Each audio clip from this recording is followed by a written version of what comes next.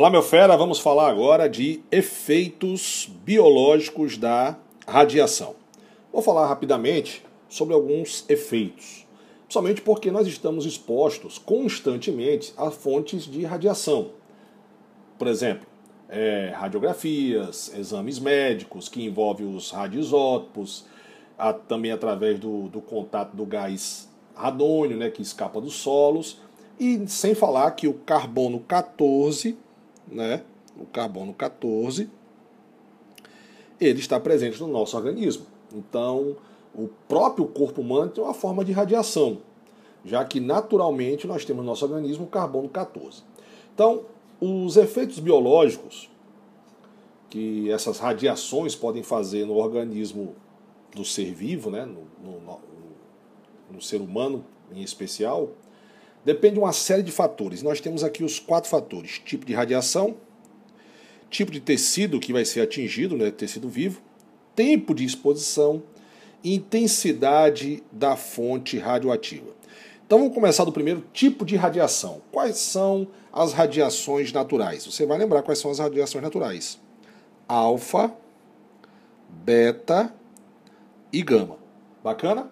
E você sabe muito bem que a que tem menor poder de penetração é a alfa. A que tem a maior poder de penetração é a gama, mas a beta ainda consegue penetrar um pouco no ser humano.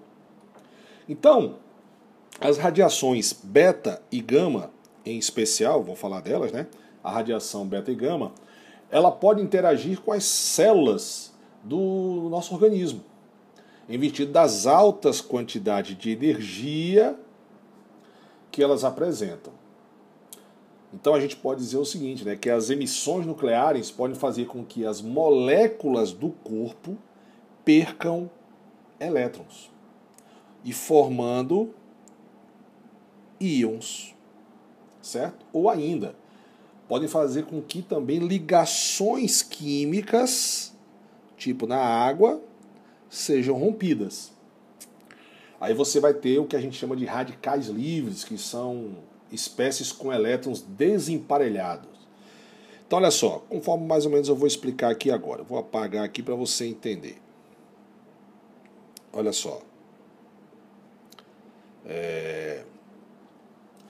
Por exemplo, você tem a água, né? A água no seu organismo, H2O. Essa água vai sofrer radiação, certo? E aí ela vai formar o íon, esse íon aqui positivo com água. E logo depois ela vai formar o hidrônio, ela pode formar o hidrônio, o H3 ou mais, e o OH-. Então a gente pode concluir o quê? Que esse tipo, existe a radiação não ionizante e a radiação ionizante. No caso nós estamos falando da radiação ionizante, que é a mais prejudicial, né?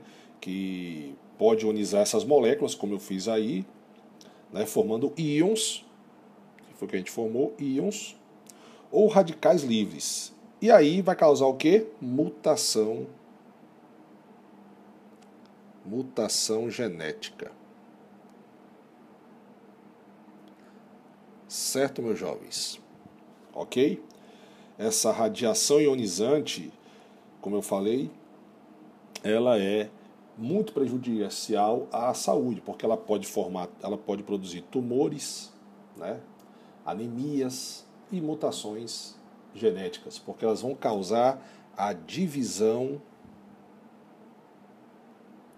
celular. Beleza? Ou seja, acelerar, né, a divisão celular.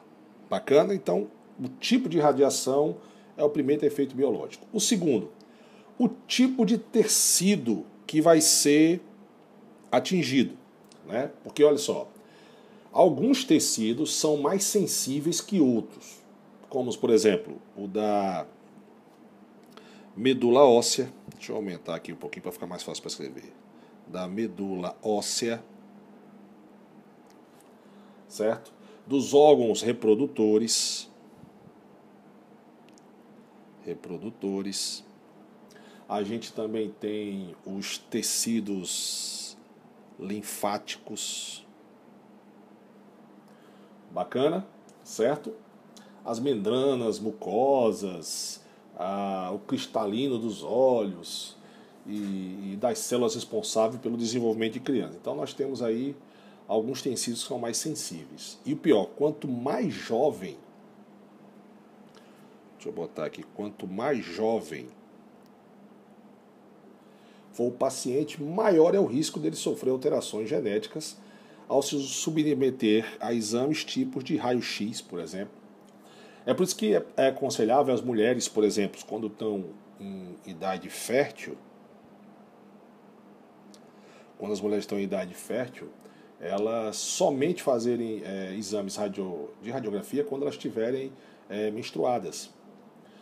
Do contrário, você tem que usar na região, né, dos órgãos sexuais um avental de chumbo para proteger, né? Principalmente em mulheres grávidas. Mulheres grávidas não devem fazer radiografias da bacia e do abdômen. Bacana, bacana, bacana? O interessante também é frisar aqui que, além de tudo que eu falei aqui para vocês, a relação entre a dosagem radioativa e os efeitos biológicos variam de ser vivo para ser vivo. Por exemplo, espécies mais simples, como a bactéria, por exemplo,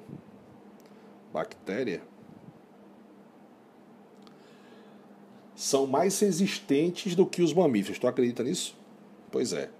Então, os seres mais simples, né?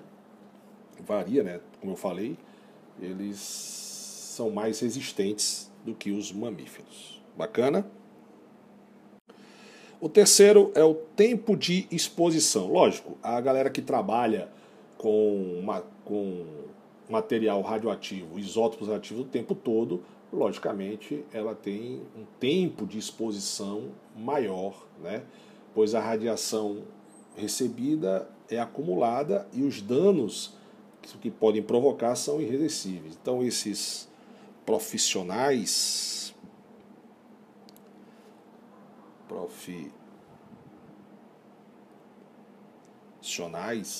né, que usam, que trabalham com material radioativo, raio-x o tempo todo, eles usam o avental de chumbo, né? E se mantém. Você já viu que eles têm uma cabinezinha lá que eles ficam atrás, né? Que eles ficam afastados do equipamento de disparo da radiação. E uma coisa interessante é que, além disso, eles realizam exames periódicos, né, para verificar o nível de radiação que ele recebeu, para ver se não está com algum risco à sua saúde. Pessoas que realizam esses exames somente quando necessário, não precisam se preocupar, beleza? Então, se você que só faz exames de vez em quando, não precisa se preocupar. Agora, quem está em contato todo dia, que trabalha com radiação, ele tem que realmente fazer exames periódicos, beleza? E sempre se proteger com avental de chumbo e atrás daquela paredezinha de proteção. Bacana? O nosso quarto efeito biológico, justamente, é a intensidade da fonte radioativa. Você sabe muito bem, né, que casos de acidentes com usinas nucleares, por exemplo, né, com as usinas nucleares, acidente com as bombas atômicas, geralmente eles liberam uma certa quantidade de isótopos radioativos. A maioria desses isótopos radioativos, eles na verdade têm uma meia-vida, que a gente já estudou aqui nas nossas videoaulas, curta, mas existe uma galera que tem uma videoaula, um tempo de meia-vida muito longo. Então, por exemplo, deixa eu apagar aqui, vou botar uma setinha aqui para cima para você ter uma ideia mais ou menos, tá? Que é o seguinte, olha só, deixa eu apagar isso aqui que eu já dei a aula, olha só. Então, por exemplo, os caras que têm meia-vida muito alto, né? Eles sim que são os grandes caras que prejudicam realmente a saúde. Porque eles podem entrar no solo, podem entrar no seu organismo e demorar muito, né? Já que eles têm meia-vida longa. Por exemplo, o estrôncio de número atômico 90, número de massa 90, a meia-vida desse cara é 28 anos. Ou seja, ele reduz a sua massa à metade a cada 28 anos. E o problema é que esse cara substitui justamente o cálcio dos ossos. E aí torna a pessoa, você, na verdade, uma fonte de radiação interna. Outro isótopo nocivo, que a gente já conhece, que inclusive teve um acidente no Brasil, né, que é o Césio-137. O Césio-137, ele possui uma meia-vida de 30 anos, ou seja, a cada 30 anos ele reduz a sua massa radioativa à metade. E ele substitui justamente quem? O potássio, certo? Nos tecidos vivos. Agora, lógico que nem tudo é prejudicial à saúde, né? Por exemplo, se você, no tratamento de câncer, por exemplo, se a pessoa receber uma certa dosagem de raios gama controlado, não é prejudicial, porque ele é justamente para o tratamento do câncer. Lógico que a radiação gama ela é bem direcionada para destruir somente os tecidos cancerígenos. E geralmente nesse tratamento a gente usa o cobalto 60. Beleza? Então, galera, bacana, tá aí os efeitos biológicos da radiação, nessa aula massa para vocês. E fica com a gente. Vamos para a próxima agora.